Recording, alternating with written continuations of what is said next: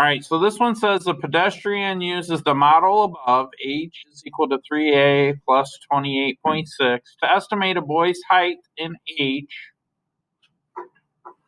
in inches in terms of the boy's age a, right? So the age is a.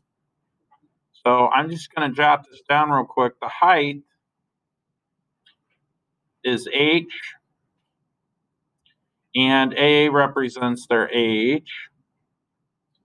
And it says between the ages of 2 and 5, based on the model, what is the estimated increase in inches of the boy's height each year? Well, I think what you need to understand is that this is a linear function, right? So I know what the answer is. The answer is A, but now you need to understand why. This is like y equals mx plus b, where remember that b is the initial condition, right?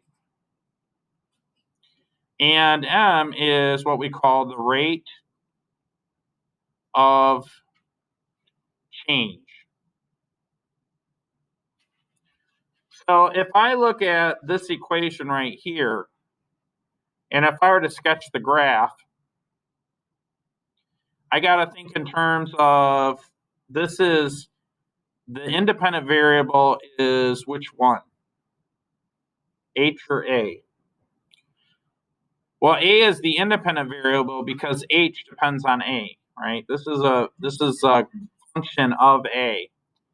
Now, the initial condition would be right here at 28.6, probably inches.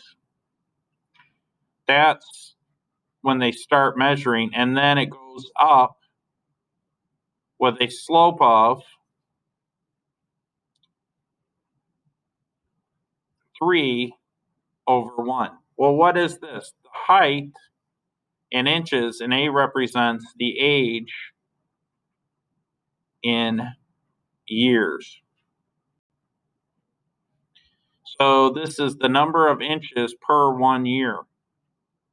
Isn't that what they're asking? How much does this boy's height increase in inches over 1 year? Well, it's 3. Why is it 3? Because the slope of the linear function is 3.